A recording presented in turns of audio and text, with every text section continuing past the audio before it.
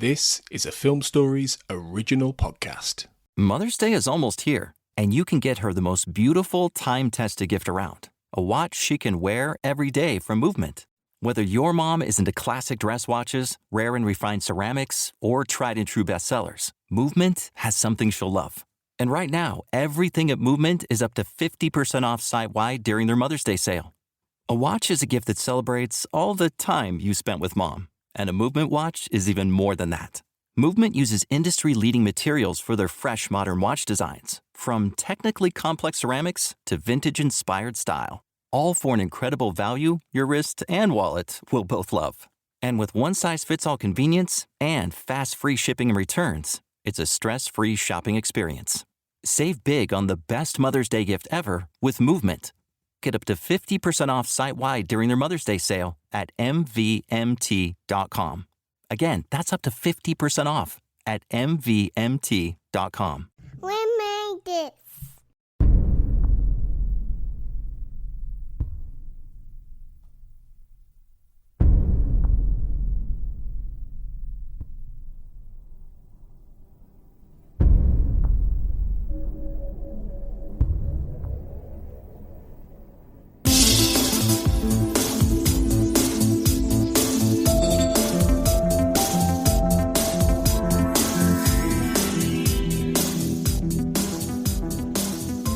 Welcome everyone to the Xcast. The truth is in here. I'm your host, Tony Black, and welcome back to I Want to Believe Minute, where we unpick the second X-Files movie 1 minute at a time. Today, helping me to explore minute 5, the last minute in this first block, running from approximately 4 minutes as Joe and Whitney dig into the ice, through to 4 minutes 59 seconds as we see Scully in Our Lady of Sorrows Hospital.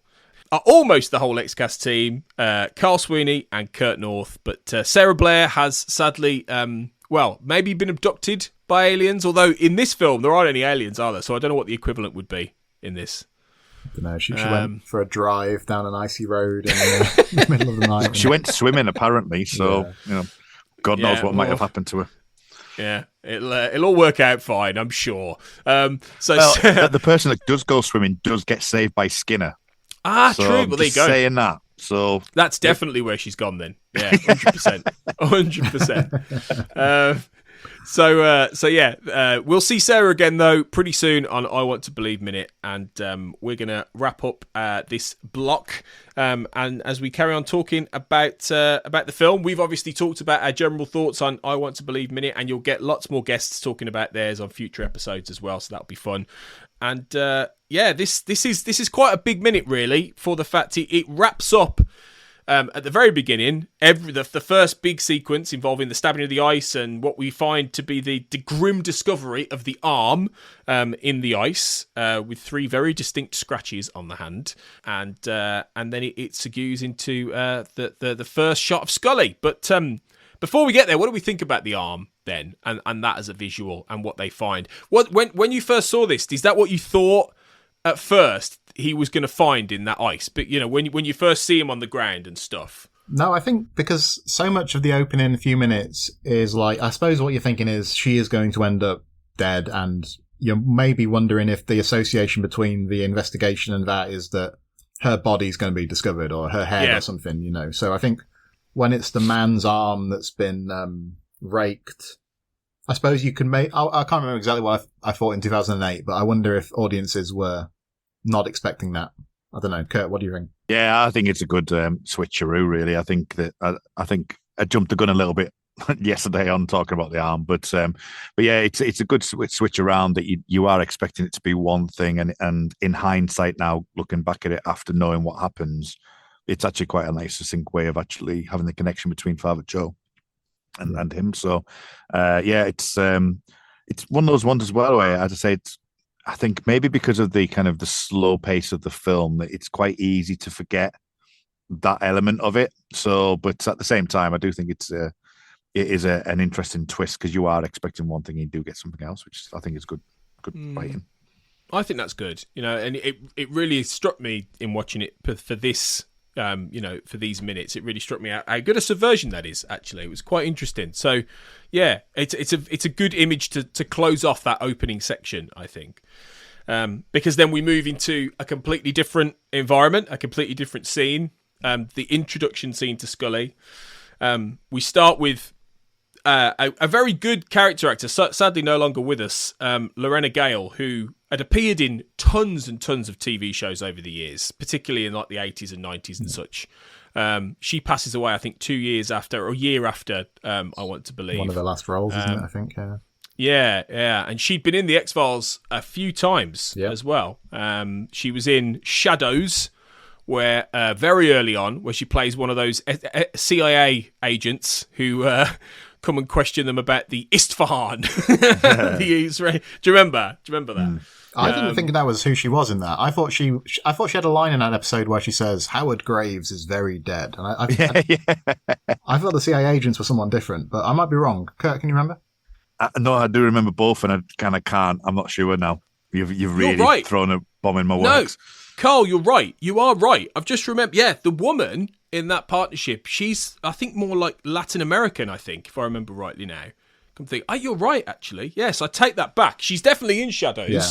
But I can't remember exactly who she Howard played. Graves is very... Because it kind of cuts to her, doesn't it, saying that? It's really dry, isn't it? Yeah. Well remembered, yeah. And that was, of course, a test, and you passed, Carl. Well done. Good. And then I do think she's quite... She's quite memorable in one breath as well, isn't she? Because I think she has a discussion. Isn't she the one who tells Scully that there's no nurse Owens in this hospital? Yeah. So that's good. Yeah. And she says there's no Owens, honey, or something like that. And then we're left with the what? I'll never forget that scene because that every time I watch it, I go, oh my god. Because she does it very casually. And Elegy, I can't remember as distinctly where she fits into that. Can you guys? No, I don't know Elegy as well, to be honest. 'Cause that's a weird old episode, isn't it? That's the one with the bowling alley and the autistic guy and the fetch and the Scully's psychiatrist session. It's a bonkers, that one, really, isn't it? Because it's Reggie's. So anyway, we're not talking about Elegy. It's just weird. It's a weird. I don't think I was on that episode. I would have been talking about how weird it is and how much it is. But yeah, she's just a very good actor, Lorena Gale. She was always one of those I think could pop up in things and she'd be good and she'd deliver stuff really well. And I think she's no exception in this. She plays like the woman on the other end of the video call, doesn't she? And she's a bit combative in some ways, and she's questioning Scully here. Yeah, I suppose we don't have the context like immediately, but from the get-go, she's sort of talking about how she seems. I think she says she's alarmed by something relating to whatever the medical thing is they're talking about. Obviously, we later discover it's relating to this boy, and yeah, it's like 8:25 in the morning according to the on-screen legend. So I'm wondering, is this like the first big meeting of the day? And I suppose then we hear Scully before we see her, don't we? Or before we see her face, at least. So we get kind of that thrill of recognition and familiarity, and then it moves around to her face in quite a nice way, I thought. Yeah, it's quite a sweeping shot, isn't it? It goes round to her. So yeah, it is. Yeah. Is it a bit of a cliched sort of intro sort of shot? Because not only do we get the sweeping around, but we also get Scully. Deana Scully. Well, because very Bond. Yeah, because the doctor on the screen primes her for it, doesn't she? She says, "You're the boy's prime physician, doctor." Yeah, doctor. Is she a medical doctor? It is pretty cheesy. Yeah. I suppose I quite like it because I think what the shot does, like Kurt says, with it revolving around and all of that, but it kind of does set up the dichotomy between Scully's faith and her science. Her status as a scientist, doesn't it? Because as the camera comes around, we see the cross. If we're really paying close attention, there are certain things in the shots that will have already clued us into the fact that it's a religious hospital. And I quite like the way that's kind of encapsulated within this minute, within this scene, within that individual shot even. So I can see what you mean, I suppose, Tony, but I do quite like it, to be honest, as an intro. No, same. I do, yeah. The only downside is that you for me, you go in, so she's working in a hospital. Well, people can find her there, can't they? Right, I was going to ask you guys this. Is this what you were thinking on first viewing? Like you were talking, Tony, about being a bit unhappy about how it follows up from the truth. I suppose, how much did you know about the predicaments Mulder and Scully were going to find themselves in at the start of this film? Were you expecting them to kind of sideline some of that stuff from the truth? Were you watching this thinking, this doesn't make much sense? I don't know. How did you guys take it? Well, I think it was Yeah, I don't know if it was that conscious in advance necessarily. I did think that it was going to connect a bit more to the past in a way. I suppose, you know, if Scully's left the FBI and she's not on the run from alien murderers, then her going and working in a hospital makes an element of sense, because she was always there was part of her that always wanted to go and have more of a normal life and go and be a medical doctor and do all that. And that was something consistently throughout the show that they went back to. So I get the choice being made, and for her to work in a Catholic hospital, you know, it makes sense in that way, because it is the sort of place that she'd go and work, given her faith is so important to her. So I get that, I do understand that, but I think I don't think I just want.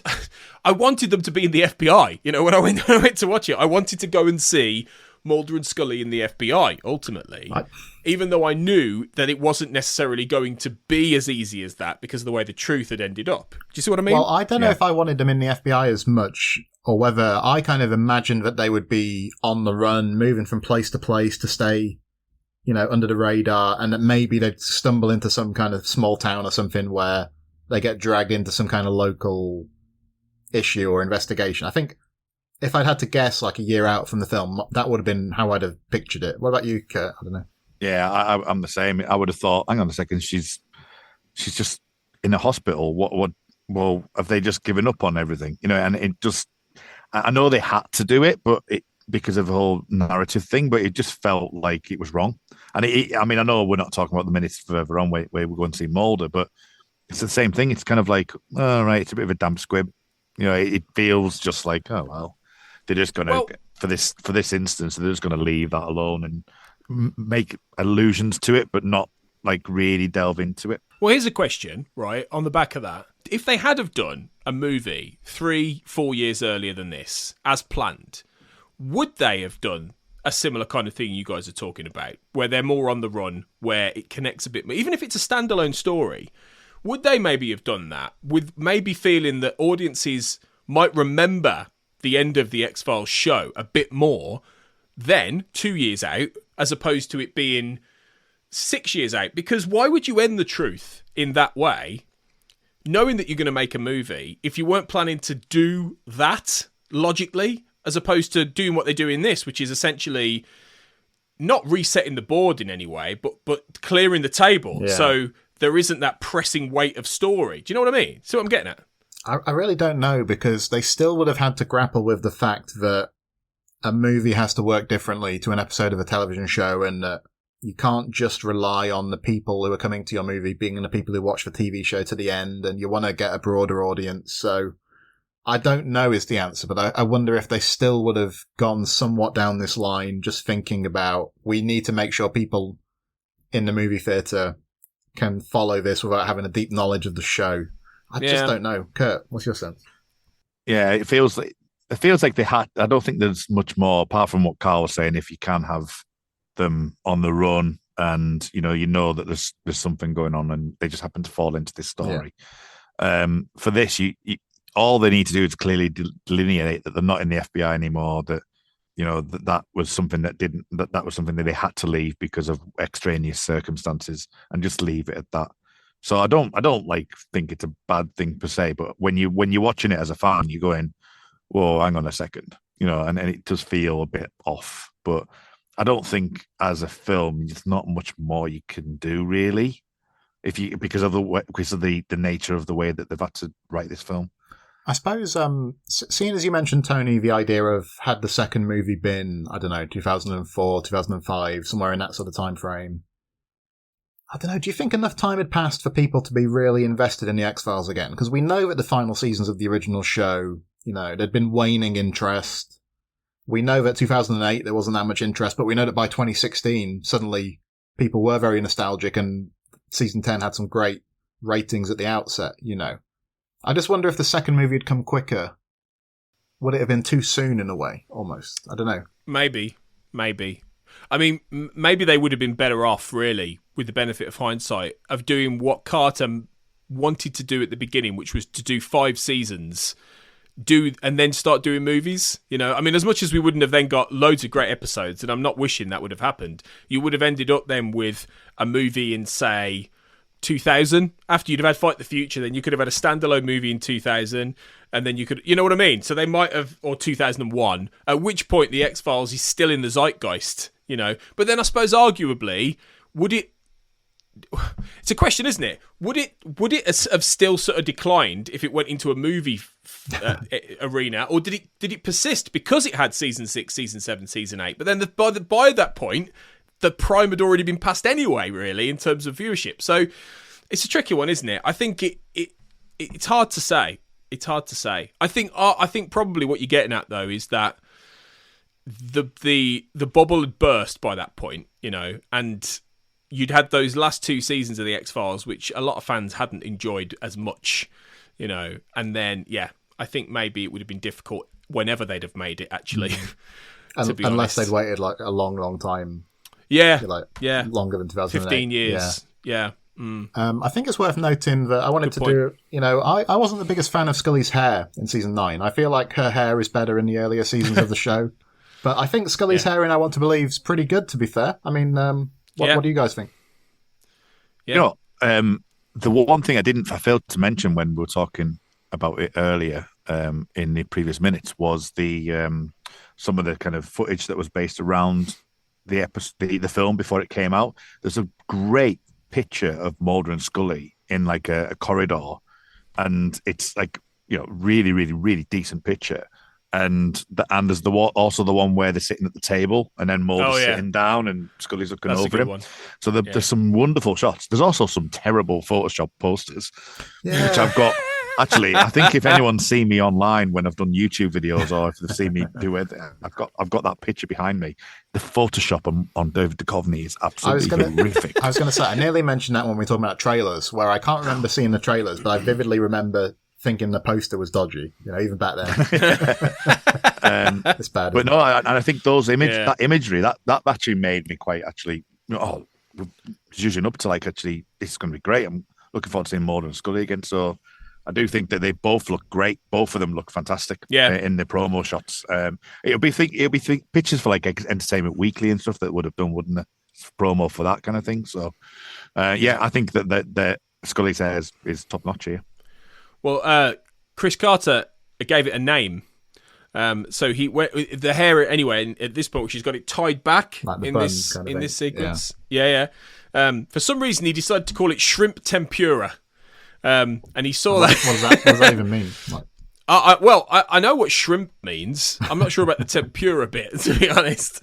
It must have just reminded him of some fish, of a dish. So he then went for shrimp tempura. He said, "I just call it." He doesn't really elaborate on the commentary. If we ever interview him again, that's going to be question 1. What on earth does that mean, Chris Carter? What is shrimp tempura, Chris? Yeah. Absolutely, absolutely. But no, I agree. Yeah, she looks very good. One other commentary note, actually, I failed to mention earlier, was that going back to the ice and the digging. Apparently, Amanda Peet. What you have to do is Google tempura, and you'll see some images of it. And I get it now. It's like the ponytail actually looks like. I get it. Yeah. Okay. Google it. You have to Google it. I'm sure there's already a lot of American listeners who are like, well, we obviously know what shrimp tempura is. Yeah. Like, you know, it's you know. Oh yeah, I see. Yeah, I'll Google it after. I'll take your guys' word for it. But no, quickly, Amanda Peet actually hurt her hand when she was digging in the ice because she was doing it so much. She had to go and see a doctor apparently because she did that much digging in the ice. But she was fine in the end. But yeah, anything else on this final minute, gents, that you wanted to mention? I just wanted to mention the shot. I think is at the end of this minute where Scully is in the center of the frame. She's smaller in the frame than in that introduction shot we talked about. You know, there's all the people to the left of her, all the people to the right of her. There's a cross behind her. I think it's a nice shot. I think it suggests a kind of isolation. You know, she stands apart from that other group of people. She's clearly, we've put together that she's facing this professional struggle of sorts. And I think the visual storytelling here is good in this scene in the hospital overall. So are we saying this is my struggle 0? Is that what we're saying? My struggle prelude. My struggle origins. Good point, Carl. Yeah, I'd agree with that. Well, thanks, gents. It has been, including Sarah, obviously, as well. It has been great to do this first block with you and kick off this podcast. I'm going to be back for the next block where I'm talking with the great Adam Chamberlain, who is a friend of the podcast and an even bigger Millennium guy than any of us, I think. So, he joins me for the second block, and we had it's already recorded, so we had a great discussion there about a lot more of this. And you guys will be back soon for your blocks with some fantastic guests, so that's going to be a lot of fun. It will. I think as we record, we're just nailing down some of the particulars, I think. So I don't want to say who I'll be recording with next just now. But I'm looking forward to it. I've enjoyed getting ready for these minutes that we've recorded so far. I'm looking forward to hearing what everybody else chips in as well, like the likes of Kurt and Sarah, on all the other people who are contributing too. So, it's looking good so far. I'm enjoying it. Yeah, as I say, I think I mentioned this a couple of days ago, but the shift change, I might even mention it now, but the shift change between the truth and my struggle was really interesting and kind of a bit whiplashy. And to think about this as a new era is just really intriguing to me. It does feel different. It does feel very different to X-Files as the first 9 seasons, but it also has its place. So I do think that, seeing how we transpose into my struggles and the like, which I know is a fair way down the line, a few hundred episodes out now. But the fact that we're able to talk about I Want to Believe in this way and really dig into it, I think it's going to be really intriguing, and I'm really looking forward to it. And I've made my call outs to people, and we're just about to make those plans. And I think it's going to be really, really good. Yeah, awesome. It's going to be great. Well, thanks, guys. It's been a lot of fun. We will all reconvene for the final block at the very end of the film, and that's going to be great. But thanks for listening, guys. Hopefully you'll stick with us throughout I Want to Believe Minute and keep joining us for the journey. So I will see you next time, and we'll all be back. But until then, as always, trust no one.